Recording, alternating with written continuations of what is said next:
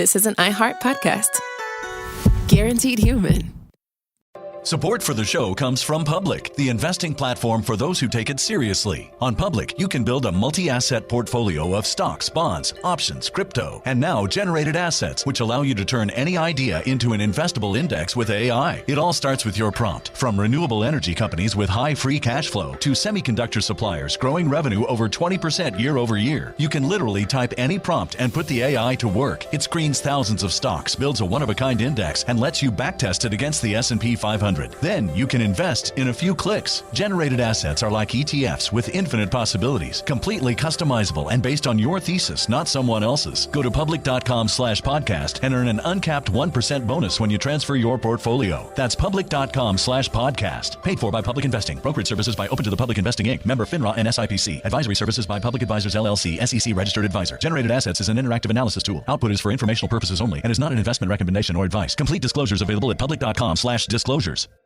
Time for a sofa upgrade? Introducing Anabay Sofas, where designer style meets budget-friendly prices. Anabay brings you the ultimate in furniture innovation with a modular design that allows you to rearrange your space effortlessly. Perfect for both small and large spaces, Anabay is the only machine-washable sofa inside and out. Say goodbye to stains and messes with liquid and stain-resistant fabrics that make cleaning easy. Liquids simply slide right off. Designed for custom comfort, our high-resilience foam lets you choose between a sink-in feel or a supportive memory foam blend. Plus, our pet-friendly, stain-resistant fabrics ensure your sofa stays beautiful for years. Don't compromise quality for price. Visit washablesofas.com to upgrade your living space today. Sofas start at just $699 with no risk returns and a 30-day money-back guarantee. Get up to 60% off plus free shipping and free returns. Shop now at washablesofas.com.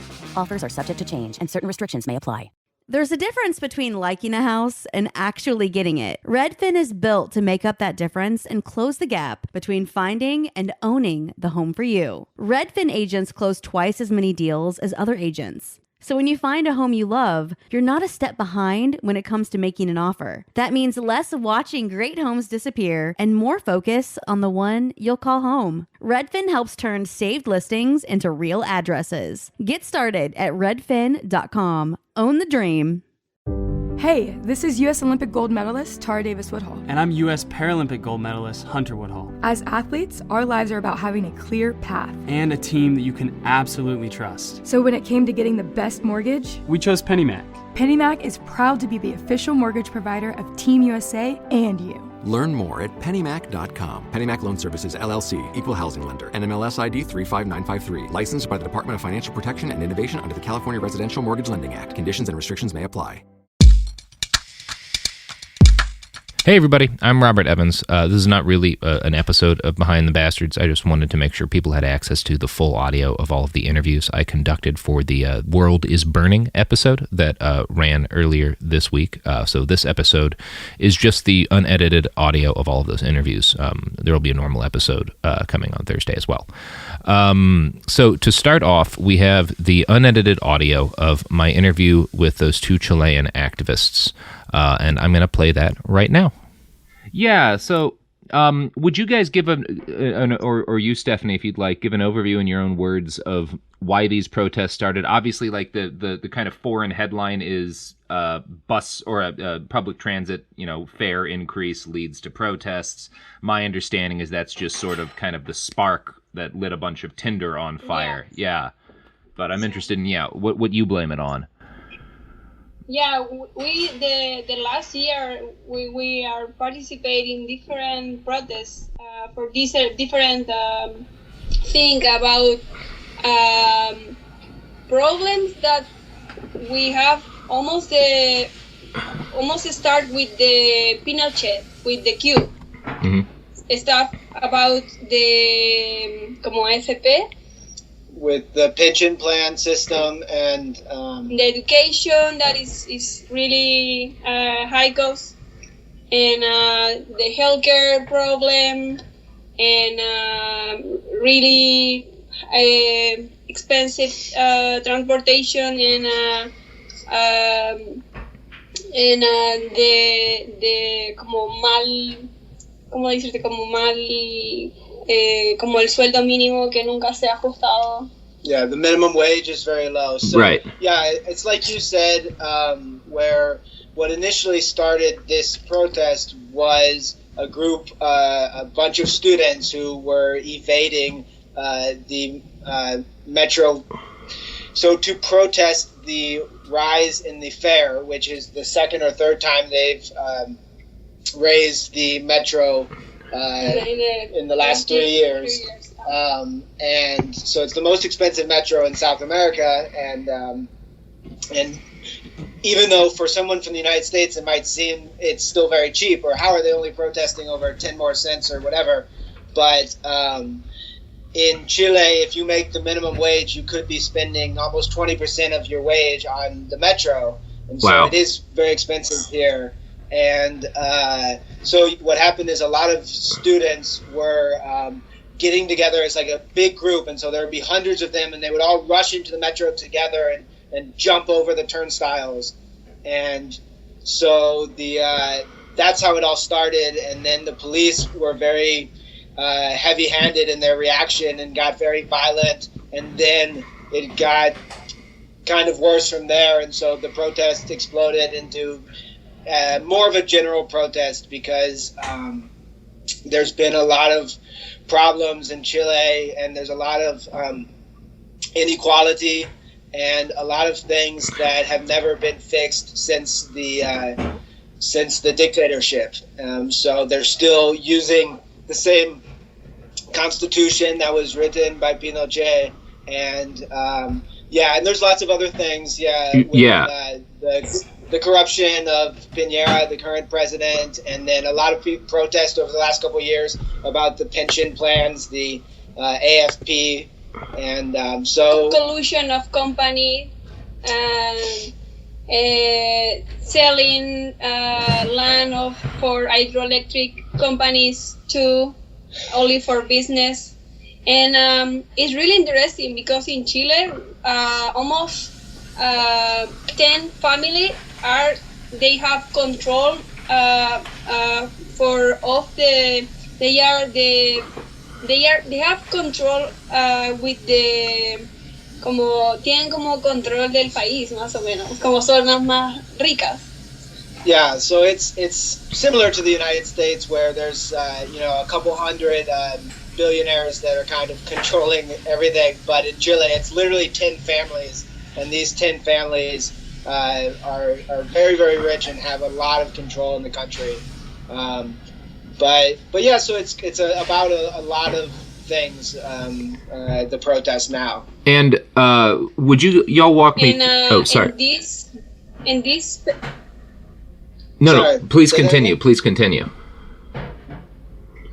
No, in this,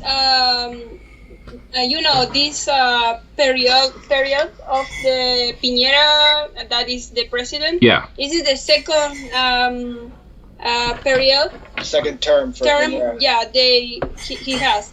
So I think all the Chileans think that the caps in the terms of the Piñera, they are more aggressive this year in all the terms. So there's also a big issue with like the militarization of the police. Yeah, so the police are really heavy, and like she was saying, especially with under Piñera, the police respond to often peaceful protest with tear gas and violence. And now, of course, there's been declared the state of emergency, so now you have the military and tanks in the streets too. And why you said that the police have gotten more aggressive and more violent this year? Why would you? Yeah. Is there a reason behind that? Do you think, like, is there some sort of cause to that you can see? No, it's not any reason. It's only a strategy of the government, but it's bad idea. And a couple months ago, we saw some car of the cops driving in the paseo, really traditional in the center of the city, and como tirando tear gas. ¿Te acuerdas? Oh, yeah. Yeah, a couple months ago, there was some crazy protest, and the police were driving through like Plaza de Armas, like the downtown, like the center of the historic center of town, and throwing tear gas at people who weren't even protesting. And but to answer your question, I think that it just has to do with the government, because a couple years ago the president was Bachelet, who is more center left, and so I think the police now under Piñera understand that they kind of have carte blanche to do whatever they want, and that they won't be reprimanded for violence against protesters. And when this current wave of like heavy street action broke out, were y'all there for sort of the beginning of that? Were you there on sort of the first day that this like really kicked off into a citywide sort of thing rather than just kind of a fair protest? Yeah, definitely. So we live about 6 or 7 blocks from Plaza Italia, which is the Metro Baquedano, which is like the center of downtown, and is the historic place where protests always start, and so we're kind of in the thick of it. And then also we are right by this intersection where when the protest really got serious 2 nights ago, there were 5 buses that were burned right at our intersection. So yeah, it's kind of right outside our door. And what do y'all one of the, obviously I think probably internationally the most famous image from these protests so far is the headquarters of that electric company being burned down. And it's usually, most of the sources I've seen have ascribed it to the protesters, but I have seen a lot of people saying that it couldn't have been protesters because the fire started on a floor that only a limited number of people have access to. Obviously, I don't think anyone can prove to a point of certainty one way or the other what happened yet. Do y'all have sort of a take on that, an opinion on that, what you think is most likely or what most people seem to believe? Yeah, it's weird. With the bus, it's the same. It's crazy to believe, because with the problem with the buses, we saw a couple videos, and one of these buses was escorted for the cops, and really weird situation, and the bus they put in the place for the people can burn for angry and for the problem. So this is not the first time that the cops makes stuff crazy like that. So you can think about and can use your imagination to think that it's real. It's fake. We're not typically like conspiracy theorist people, but as far as what a lot of people have been talking about is with both the Enel electric company, with the fire that happened on their staircase, right? Their fire escape. Yeah. There was a number of suspicious things about it. It started on the 11th floor, so it's like, how could a protester do that? And I don't know. And of course, it only burned that. The fire escape and didn't touch anything about the main building, and there's a lot of suspicion here of that, and then of the idea that possibly it was the police or the government who started that as a way to justify bringing in the military and all of that, and starting the curfew.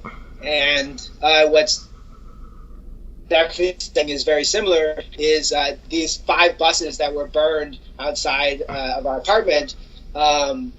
It was very strange because yes, there's almost never 5 buses all right next to each other on the street on the corner, and then there's also been videos that have been passed around WhatsApp and social media where you see that these buses were like discontinued, so they were already like in bad situation or bad shape. And then there's a video that's been passed around of the police like escorting one of these buses like very slowly almost like they're escorting it here so they can burn it and again use it as justification to ratchet up the police response.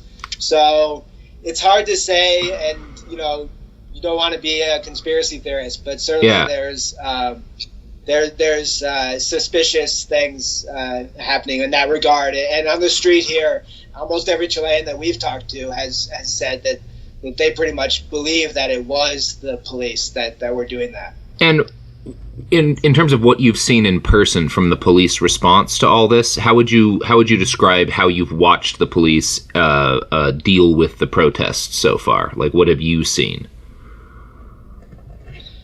Just a lot of tear gas, a lot of the water cannons, mostly tear gas. Just in our experience, we've been kind of playing it safe. We weren't getting really too far into the extreme protest. We kept trying to go to the center, to Plaza Italia, but we kept getting pushed back by tear gas every time. And we've seen videos of extreme violence, the police beating people, and even hitting them with their cars, extreme stuff, and shooting them. And there's been a lot of videos we've seen on social media of the police shooting innocent protesters, not doing anything. But as far as what we saw with our own eyes, mostly just a lot of tear gas. But sometimes it would be just like peaceful protesters, and the police would drive by and literally throw a tear gas out the window, a canister, and then drive away. So Jeez. It's also interesting. Some people have been commenting that it's a little different. It seems different, the police strategy this time in comparison to previous protests, where they're not so much like kettling the protesters or not so much getting into one-on-one physical like fist fights. Which is, again, some people are saying, that they want the protesters to get more extreme and burn more things and loot so that justifies what they're doing. Yeah, and divide the people, because now you have the more extreme people burning stuff, destroying the city, destroying the pharmacy or the supermarket. And the people like us that we take the stove and you shake with the spoon all day, and when the police you can see the police and you need to run. So the government, I think they want to divide the feeling of the people, the feeling of the protest and the union of the people. And they're just trying to divide the people so that the people who might sympathize with the protesters will say, no, they've gone too far, they shouldn't be burning things or taking down street lights or looting supermarkets. And as for this curfew, like, how long can you see it last? It's so extreme, it doesn't seem like civil life could continue if it goes on for too much longer. Yeah, well, it just started last night. Yeah. Last night it started at 10 o'clock, and then tonight they started it at 7 o'clock. So it is very extreme. And like I was saying to you in text, that I mean, if it were to go on for 2 more weeks, it would be insane. I can't imagine that would happen. It would shut down the entire city. But at the same time, I don't like tonight's protests were crazier than last night. I don't know. I don't see how it stops. Yeah. Because Piñera doesn't seem like everything from the government has been just attacking the protesters, not taking any responsibility for the action of the police. Yeah, and I don't know if he changed the price of the ticket bus, if we are going to record the peace in the city. The people has too much angry, so I don't know if we are going to be comforted. satisfied. So Piñera has mentioned that he might he might freeze the price increase for the metro, but at this point it's like that's not going to be enough to satisfy people because, as we mentioned, the protest is about things much worse than the metro fare. So I don't think people will stop protesting unless Piñera resigns. The people are out there shouting and calling for his resignation, and I don't think he wants to do that either. And if you could send out a message to people from around the world, Americans and Europeans and everyone else not in Chile listening to this, what is it that you want other people to know about what's happening in your country?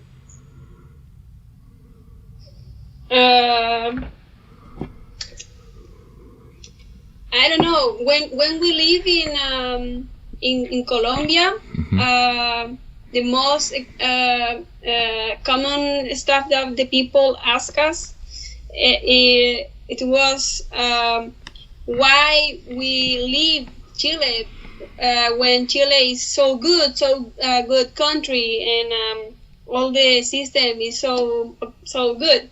But the problem is Chile has a lot of problem for a long time. Almost start with the queue, and we didn't have any solution for this. So yeah, we are not okay. We have problem. We have huge problem, and the world didn't know any like that.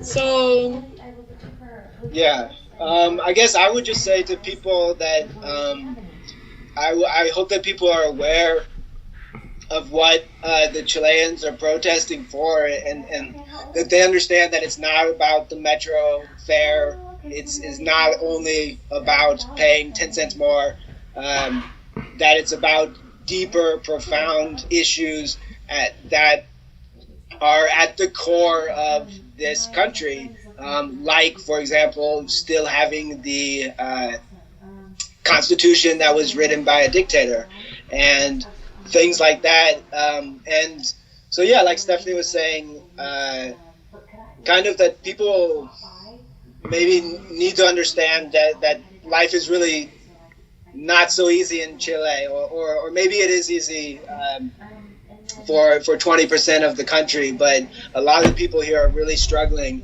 and the minimum wage is really, really low, and there's a lot of fundamental problems, and that's why I think this is happening. So I would just ask people to understand a little bit about the other issues with the Constitution and the corruption and the pension plans and the minimum wage and all of those. And even though I don't condone looting or violence or anything like that, I would ask that people have some empathy for the people who are out here protesting for a better life. And obviously, I think the most well-known protests occurring in the world right now are the ones in Hong Kong, and I think the tactics there, I've seen them used and cribbed by protest movements in a number of other countries that are going on right now. Have you seen that have any impact on the tactics people are using on the ground? I know that I've seen a lot of people sharing videos on social media about like the Hong Kong protesters, like diffusing the tear gas canisters, where they'll put a traffic cone on top of it and then pour some sort of chemical solution in there, and it neutralizes it. So I know that I haven't actually seen any Chileans do that, but I know a lot of people were talking about that. And well, we were just being watched by a drone, but I don't think the facial recognition here in Chile is as strong as Hong Kong. But yeah, I think that part of it is what's happening in Hong Kong and what's happening in Ecuador right now is probably influencing the protesters here. And it seems just in the last week that protests have started in a number of other countries. Is there any sort of feeling, at least from you, that this is part of kind of a global? Because, you mentioned earlier in the interview that a lot of some of the problems that are happening in Chile right now are similar to some ones that we're dealing with in the United States and others, this like concentration of wealth. Do you have a sense that like the mass uprisings going on in a number of nations are all sort of part of something global that's bigger than just the movements in the individual countries? I don't know. I would like to think so. I would like to think that, hopefully we are opening our eyes to the failures of neoliberalism. Mm-hmm. But I don't know. I don't know if there is a grander movement here. Sí, como está esto de CAS que apareció hace poco, por ejemplo. ¿Qué? Como extrema derecha que antes nunca existió. Claro, pero hay una conexión entre como los movimientos en Sudamérica. Claro, por ejemplo, eso con Brasil y que también hay un weón súper a favor de este tipo de cosas. Como medio se conecta, como el movimiento de derecha está siendo más fuerte y más visto. ¿Sí?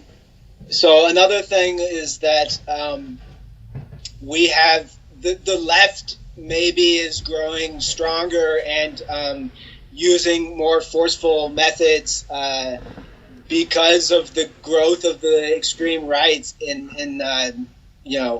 all over the world, but especially feeling that in South America, in Brazil, and then also in Chile, where you have someone like Cast, who was a presidential candidate, who is extremely to the right, even more so than the current president, and so I think that the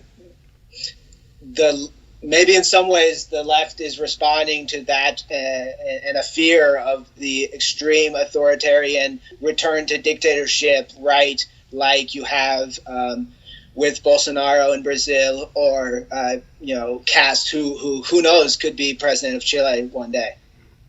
Well, thank you both very much for your time. I really appreciate you talking with me today. Cool, man. Yeah, I think that's all I wanted to get into right now.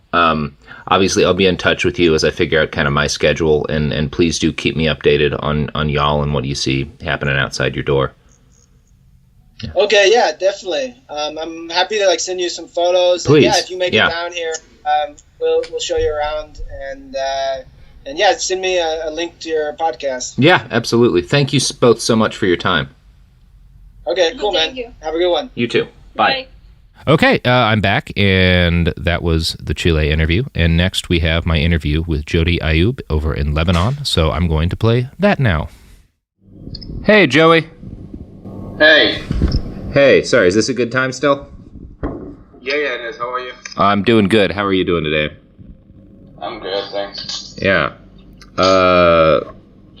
Well, I guess we should just get into it. I'm trying to. I'm doing as much reading as I can to try to understand what's happening in Beirut right now.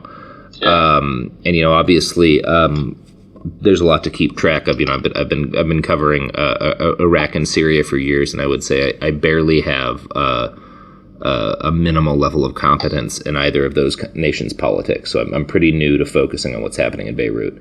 From what I've listened to or been able to read, it seems like the thing that the news is crediting for these uprising, or for the uprising might not be the right word, but for these protests is attacks on WhatsApp.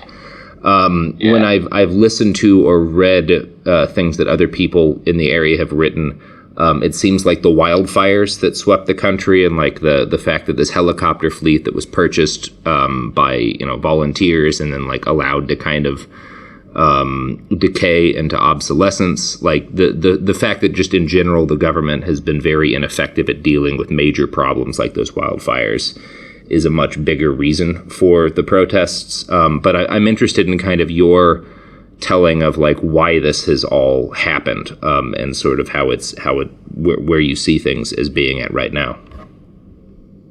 Yeah, so it's a bit of both, and obviously much more than that at the same time. The wildfires, that was last Monday, so that's the 14th, the night of the 14th to the 15th, and it lasted about 48 hours. And it was, what, 1,300 hectares? Yeah. Yeah, and those 48 hours, we lost basically a year's worth of trees lost usually. So I think there was something like 3 million trees. That's horrible. Right, that's usually the annual average. Yeah. So that obviously pissed a lot of people off because the government was utterly incapable, unwilling, whatever was to deal with it. You had pretty much, we haven't had civil servants paid in like 20 years, so these are all volunteer forces, and you even had like the civil defense forces from the Palestinian camps that stepped up and helped, and you had basically volunteers just doing it themselves. There wasn't really anything until two things happened that put them off. One is Greece, Cyprus, and Jordan basically sent some helicopters and whatever. And the other thing is we got lucky because it started raining the day after. Yeah. So that's pretty much why the damage was more or less limited, if you want. And so the fact that after all of this, just like a day later or something, the first thing the government can think of doing is to impose a tax on WhatsApp, which is obviously a free service that people use because actual phone services are extremely expensive in Lebanon. That was kind of, as everyone has been saying, that whole straw that broke the camel's back thing. And then you had protests on that Thursday evening, so that's basically a week now.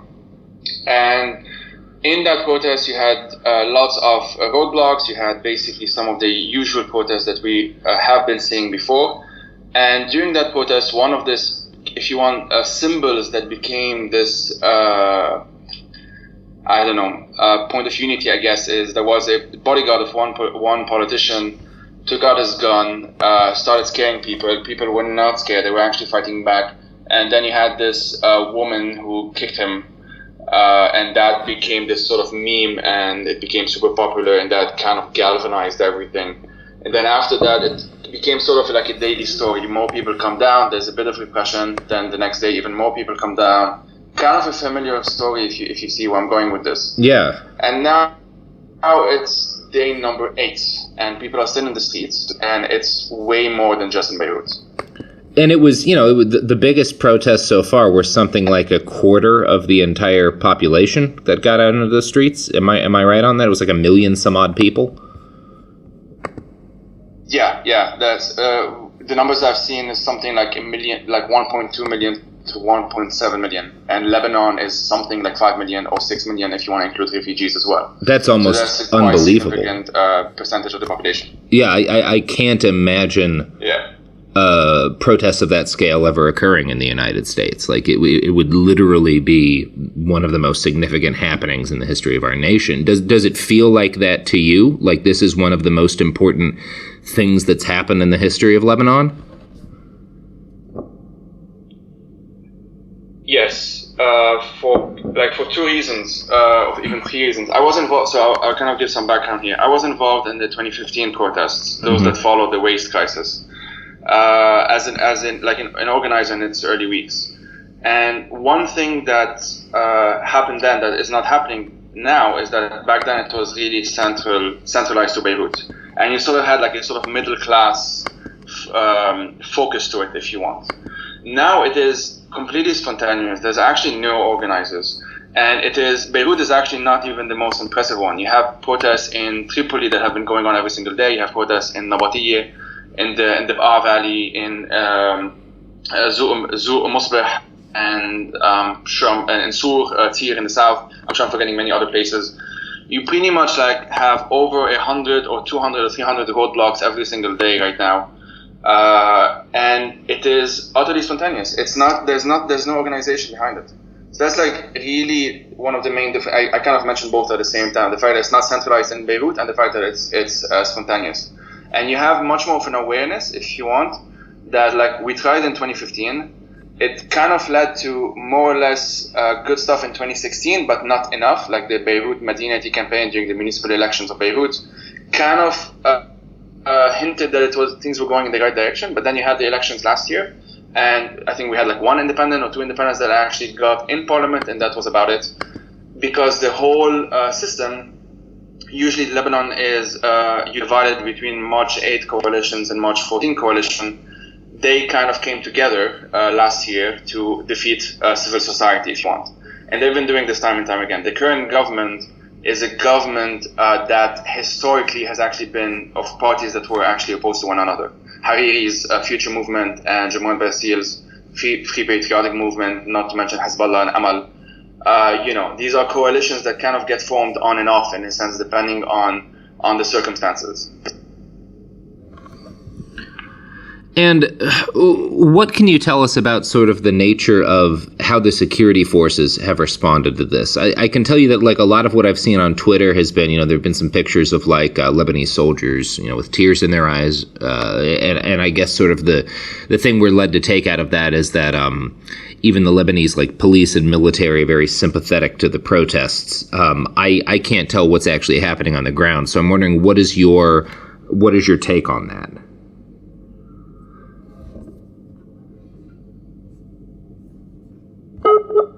Oh, that's not ideal. No, and I mean... Oh, sorry, you cut out for a second. Could you restart your answer to that? You heard the question, right? Yeah, sorry. I did. Yeah.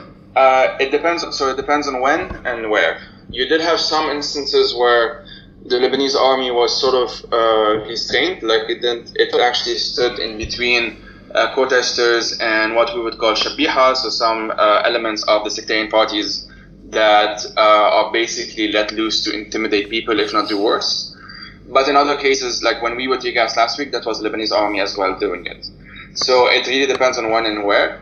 There is definitely a sentiment, I think, among Lebanese protesters. I don't share it personally, but it's definitely in the majority, that you basically need to defend the army and try and get them on your side, in a sense, at least in individual's capacity. That hasn't happened.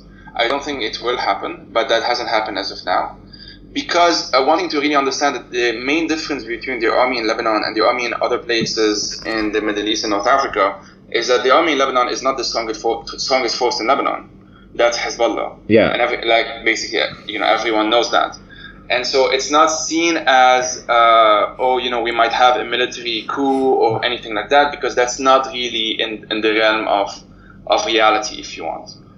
So most of the violence, again, depending on where we're talking, but quite a lot of the most brutal, anyway, violence has come from the sectarian parties. So yesterday there was lots of violence in Nabatiyya by Hezbollah and Amal gangs, basically, Shabiha, and you had something like 25 or 30 people who were injured and had to go to the hospital.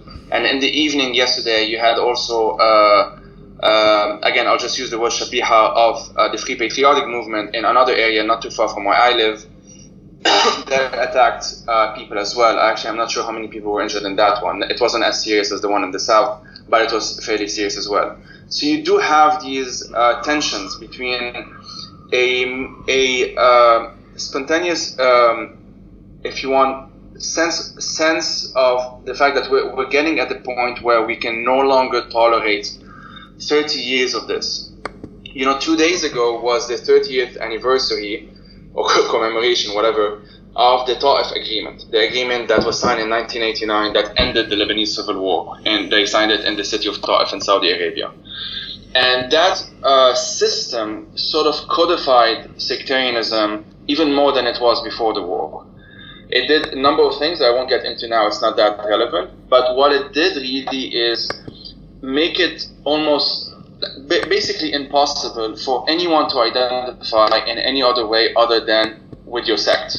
So the fact that I am from a certain sect, it doesn't matter if I am a believer or not, or an atheist or not, none of these things matter. What matters is that this is your sect.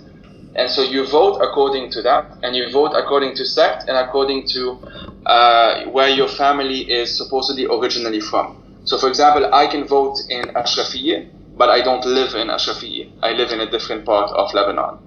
And that's part of the reason why it's been so difficult to really organize, because, for example, when there was the municipal elections in 2016, something like a quarter of, there's 4 times more people who actually live in Beirut than people who are registered to vote in Beirut.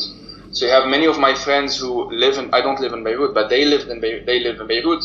And so they were helping organize people who are officially registered in Beirut, including people who don't live there, to vote there.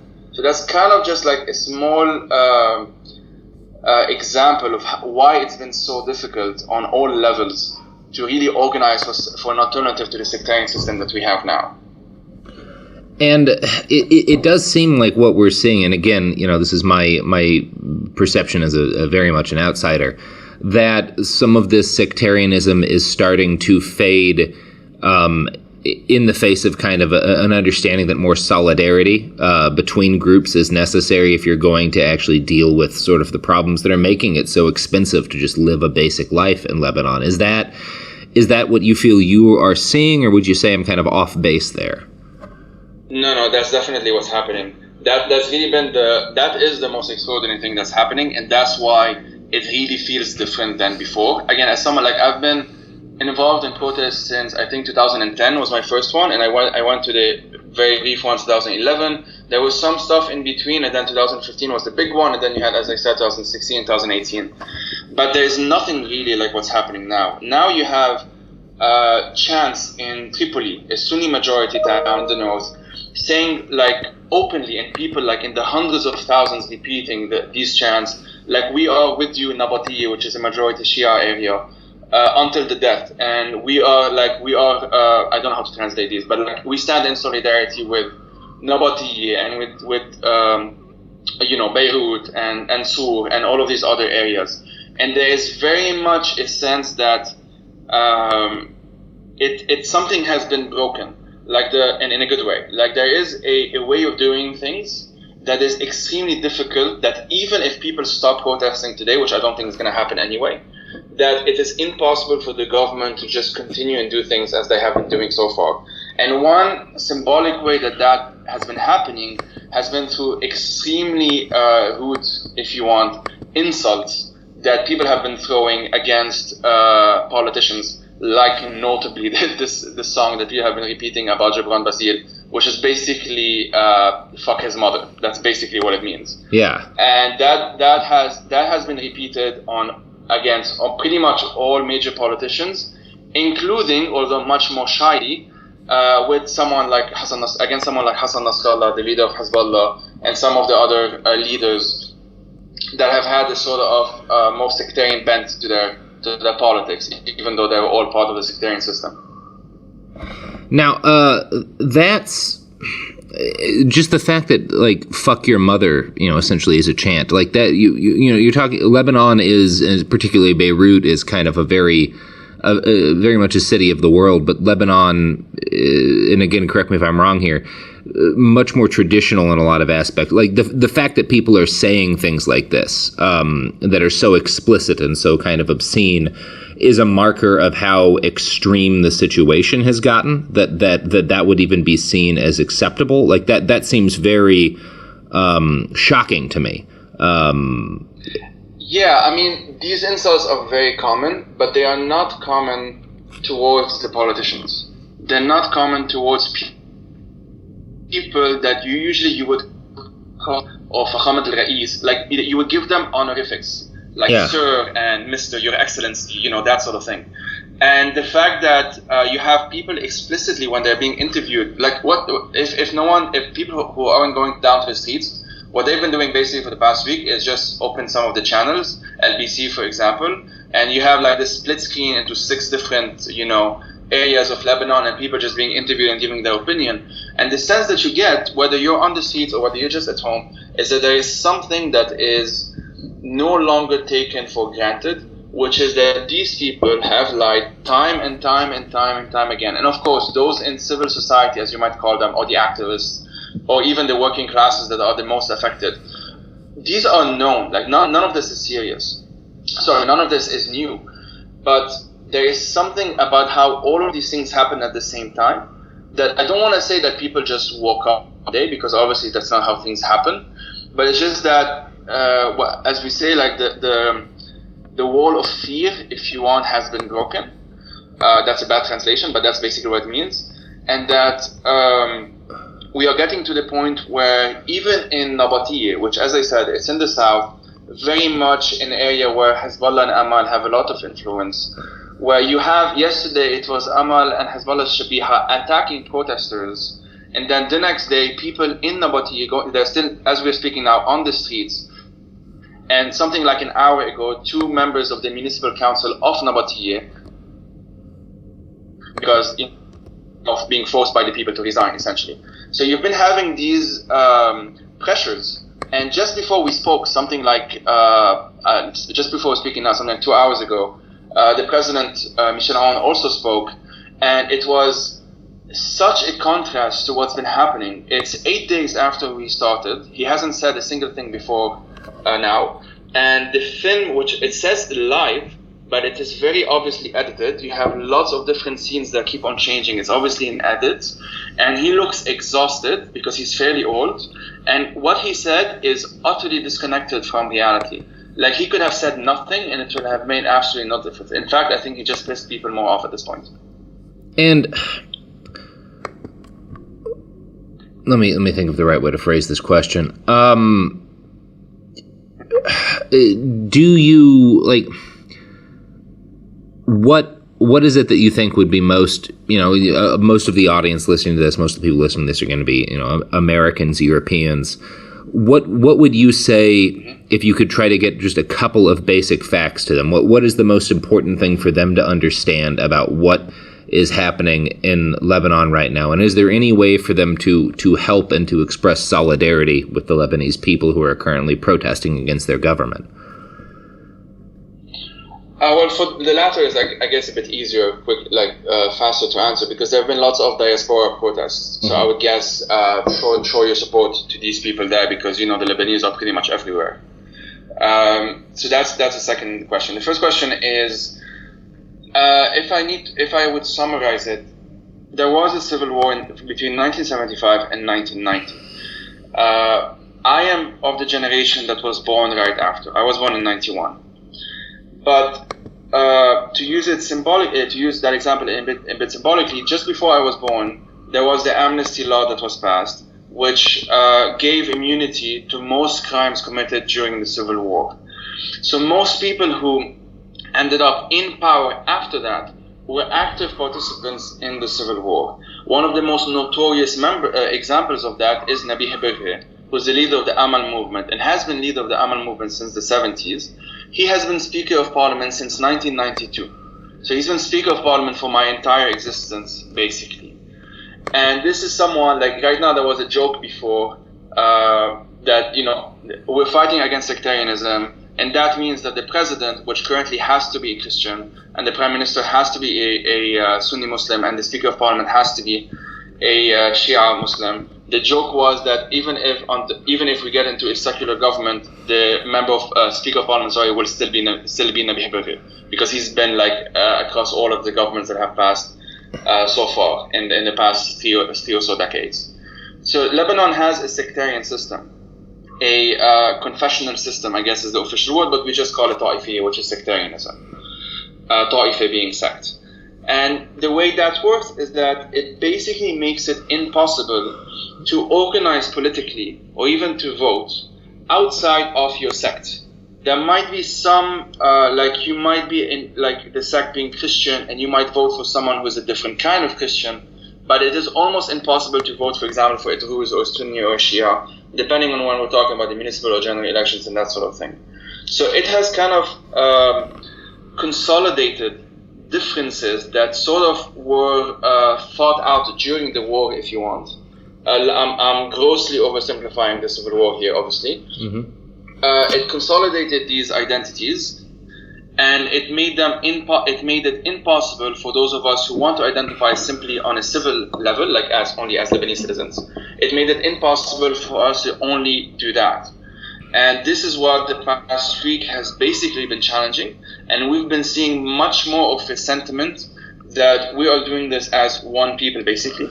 And that it doesn't matter whether you're Shia, Sunni, or Druze, or Christian. There are certain things that affect, obviously, everyone. Corruption, poverty, all of that. And we need to solve these. And one of the things I'm interested in, so I'm covering, obviously, we're in the middle of a number of different political uprisings around the world right now, a substantial number. And I know that in Catalonia and to a lesser extent in Chile, the Hong Kong protests have served as a sizable sort of like inspirational factor in how people have approached resisting the government. Have you seen any impact in terms of like the tactics of those protests on what's being done right now in Lebanon? I've seen some people talk about it, and it was mentioned on the streets. I've been going to the Beirut ones, and I've seen some people on Twitter sharing these tactics on that people in Hong Kong have been doing. But I wouldn't say that, like, one of the issues that I think is prominent in Lebanon is how I in the world. Oh, sorry, could you say again? You cut off for a second there. Yes, like there is a sense that you're sort of cut off from the world, and that your links are the diaspora links. So you might have people who know a bit about France, a bit about Brazil or America or Canada or whatever, but that's the extent of how internationalist things can get, if you want. That's the limit of it.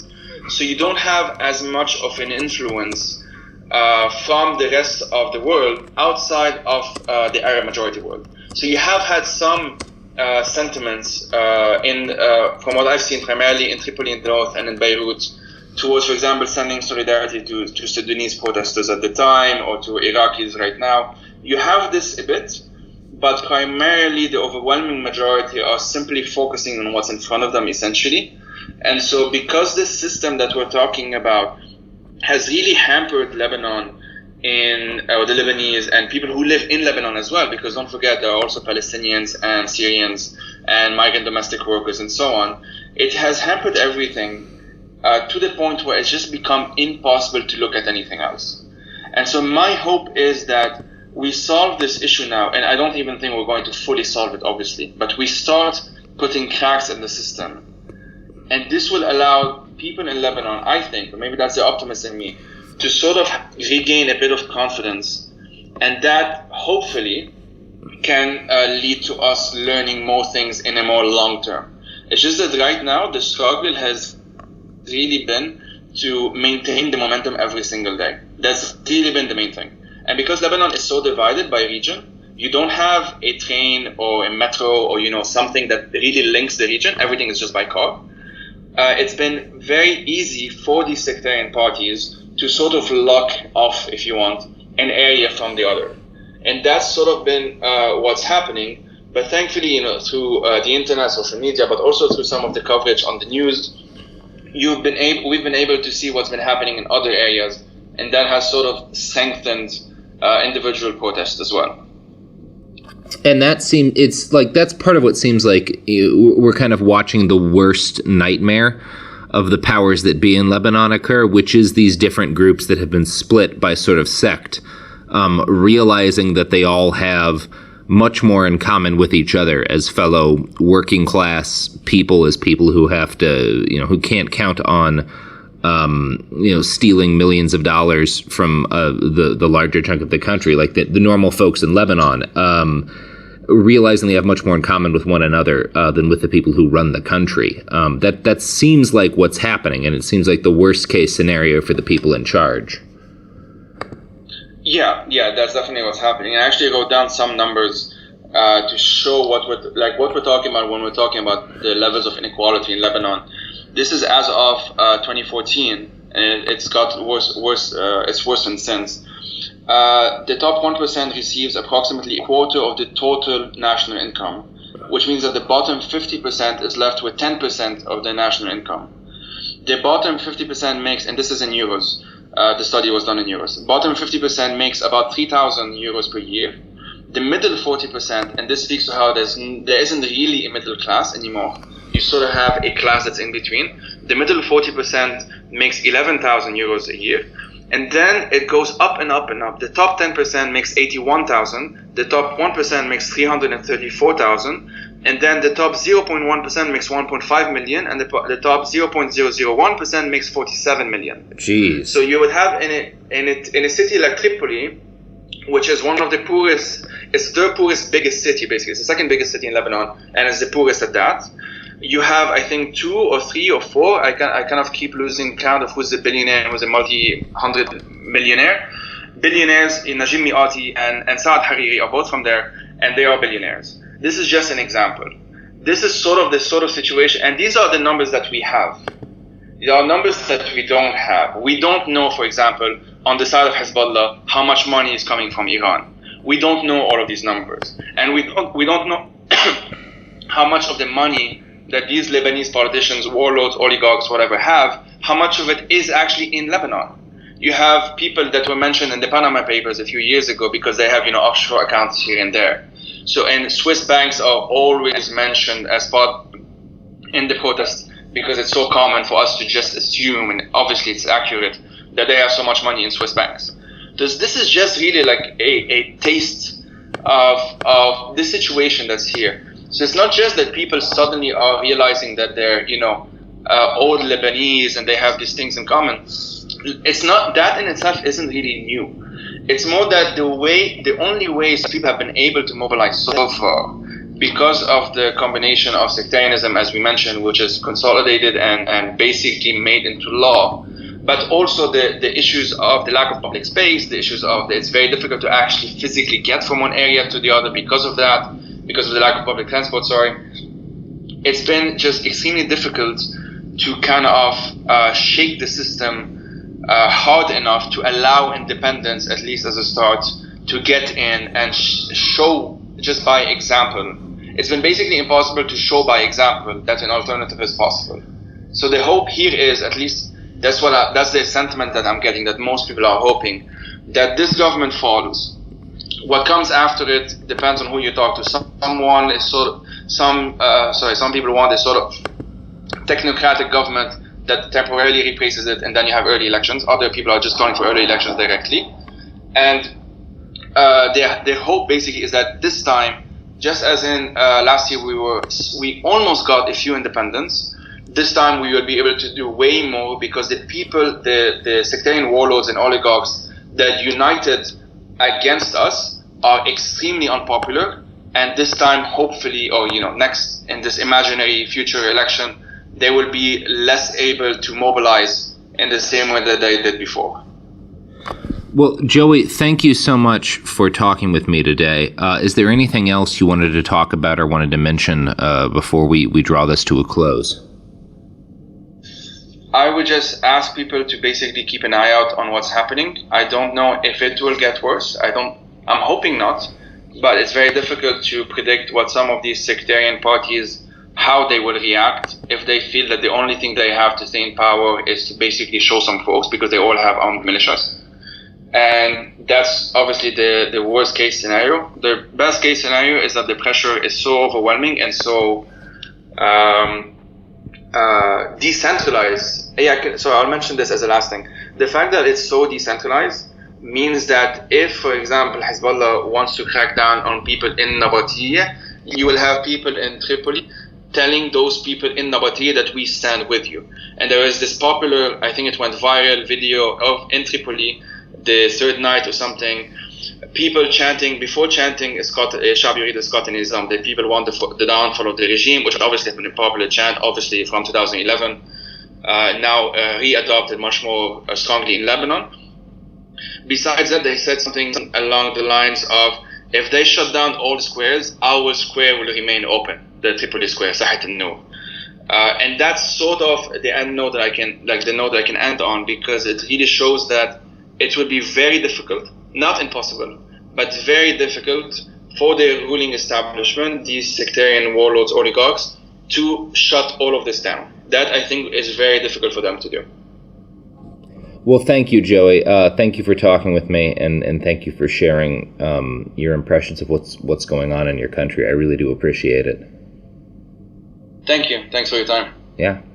And last, we have my interview with Chabad. So I actually conducted this through WhatsApp. I asked her some questions, and she responded to me. So the first question was, what is your understanding of the agreement reached by the SDF, which are the military forces of Rojava, and the Syrian regime? The memorandum between the SDF and the Syrian regime is a military and not relevant to the political status of self-administration. Actually, the withdrawal of the American did not give a choice to the court then dealing with the Assad and the regime. The regime forces are located in Kobani, Manbij, and Isa city. As well, it's present in their headquarters in Hasaka and Qamishli cities.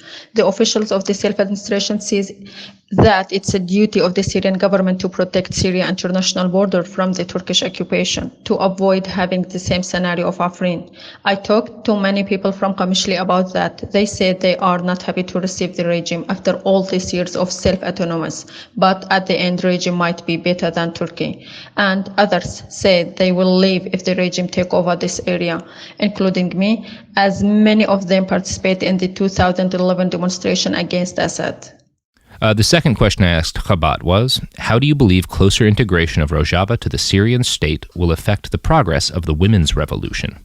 Regime is representing the patriarchy system. On the contrary, Rojava is representing the women revolution. Women of Rojava built last 8 years specific system for the women in all levels, military, economically, politically, and they made impact in the education by teaching the genealogy, which is a woman science, on the mentality of the new generations. In addition, the implementation of the co-presidency system in all the institutions, starting from Comin to the highest official ranks, allowed very effective participation of a woman to lead this region beside the men. I interviewed Zubayda Ali, the co-presidency of a Society Protection Forces in Al Jazeera Canton, about this subject, and she said, we know how to protect ourselves now, after a years of experience, and we are not afraid of a regime coming back. It's obvious that the women of Rojava will not lead their gains easily, but there is a great risk on the women revolution in case the regime take over Rojava. I do believe that the regime will first target the women specifically, because this is what makes Rojava unique on a global level. Now, the third question I asked Khabat was, the ceasefire, as written, appears to give Turkey all at once and leave nothing for the SDF or Rojava. Do you believe it will actually be followed? Even the agreement being implementing under the American monitoring, but we saw the first day morning of the truce had been breached by Turkey and their backed forces. Turkey removed the parts of the wall in the Serikaniye city and entered their backed forces. Heavy clashes took place in the city beside the shelling. As a result of the Turkish breach of the truce last 3 days, there were 25 fighters being killed and 17 injured. On the other side, 17 civilians as a result lost their lives as a result of the bombardment of the Turkish. Yesterday, there was a stop of bombardment for some time, which allowed the medical teams to evacuate a lot of injured and martyrs, both fighters and civilians. This afternoon, the SDF announced that they withdrew all the forces from Serikaniye without details about the agreement yet. In the military analysis, the ceasefire, it doesn't mean surrounding by the SDF, as there is no clear details about the agreement, but that doesn't mean that Turkey will stop the operation as soon it gets the safe zone area between Serikaniye and Tel Abyad in 35-kilometer depth. As we see on the ground that Turkey wants to destroy the self-administration system and Rojava. There is a report right now saying that there is a discussion between Turkey and Russia about Kobani even. So this ceasefire doesn't mean surrounding by the SDF, and it doesn't mean that Turk will gonna stop even if they get that area. The fourth question I asked Khabat was, how has the autonomous region handled the flow of so many refugees from villages under attack by Turkey? October 9th, when the Turkish bombardment started against all Rojava cities, which is located on the Syrian-Turkish border, that led to a massive waves of the IDPs who moved from their cities to the villages in the south to be saved from the Turkish shelling, like Derek and Qamishli cities, while others' population moved to Hasaka city that is far from the border, which is Serikaniye and Tel Tamer and Tel Abyad, which is more close to the Hasaka city.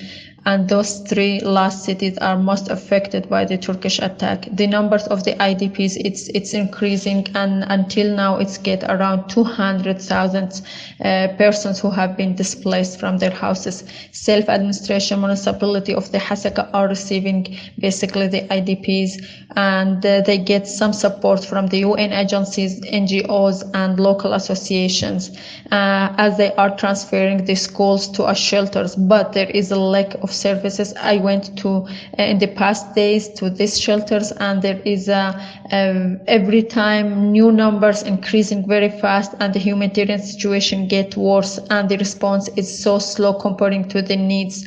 In addition, it's worse as a result of the Turkish attack on the vital centers as the Turkish airstrike they hit the Alok Dam in Sarekaniye, which is feeding the water to city of Sarekaniye and Hasaka until Tamer, and that result a cut of water 3 days from those cities, and the situation of the population and the IDPs it gets worse as a result of that. Also, I met many families, and most of them basically from Tul Abyad, Sarekaniye, and even some of them have been many times displacement as they were from Afrin. I think if the international response is limited, that's will gonna lead to a humanitarian crisis.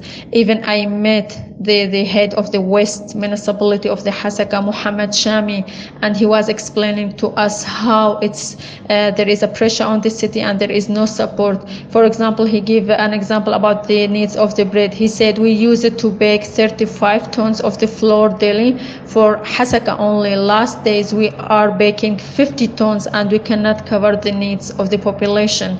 So the situation every day, every hour get worse and worse, and there is a gap, and all the organizations have to respond to these needs.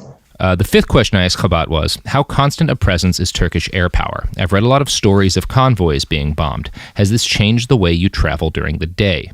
Actually, while now I am trying to answer this question of yours, there is a planes. We're not sure if it in Qamishli sky. We're not sure it's belongs to whom, because it's just confusing. It's so low, and it's clear that it's not drones. Maybe it's a helicopter. Actually, I cannot identify which kind of plane it is, but it's there, because despite the Pentagon statement that they were gonna have no-fly zone even before, or for Rojava, even before the Turkey attack started. But on October 9th, when the first Turkish start was jets in Sarekaniye, I was there and I witnessed it, and it was the first hit by the airstriking. And since then, all other kinds of the war plans have been used. But the most affected city of the airstriking, it was Sarekaniye and Tul Abyad. Last night, the injuries who have been evacuated by the cities, I met some doctors who are treating them, and they told me like most of the wounds is the result of the airstriking and shelling. So it doesn't stop, because in a different occasion, the SDF called the Americans for no-fly zone, and they were gonna fight, handling the fighting on the ground, but there was no response until this moment. In addition to the Turkish drones and the airstrike, that's really restrict the movement inside the cities and on the way. Also, one of the main reason now it's affecting on the movement, it's the ISIS sleeper cells.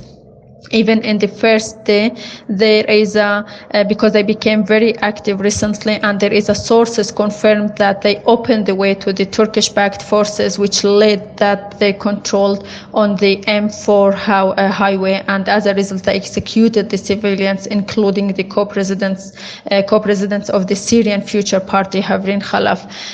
The Turk, they didn't stop, and there is a no-fly zone until this moment from any side for the Rojava. The sixth question I asked Khabat was, how does press access to the SDF now differ from how it was during the fighting against ISIS? Is it still possible for journalists to reach the front line?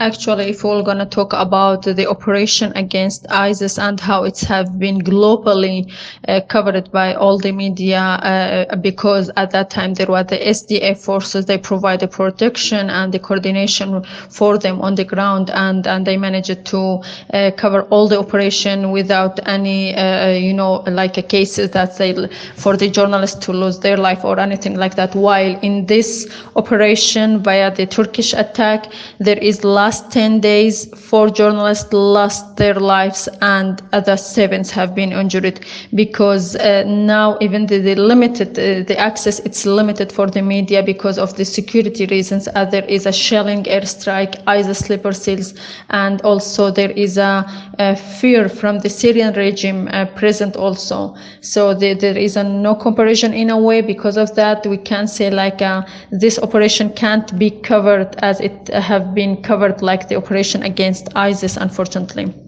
And the seventh question I asked Chabad was, of course, what can people outside Rojava do to help? I think the people of the outside can help Rojava, and specifically all the feminist movements have to rise up for Rojava. Otherwise, we as a woman all over the world might face the risk to lose the women revolution. Any activity to support Rojava, like demonstrations, donation, boycott Turkish goods, and raise the awareness of the Western community about what is Rojava facing currently. It's a genocide, it's an ethnic cleansing, and it's a demographic changings, and everyone have to take the responsibilities in order to make some steps, and that's what's going to help Rojava for sure. Okay, and that's all the interview audio. Again, I'm Robert Evans. You can find sources for this episode on BehindTheBastards.com. You can find me on Twitter at iWriteOK. You can find us on Twitter at @BastardsPod. And that's it. That's the episode. Go do something useful. Tired of spills and stains on your sofa?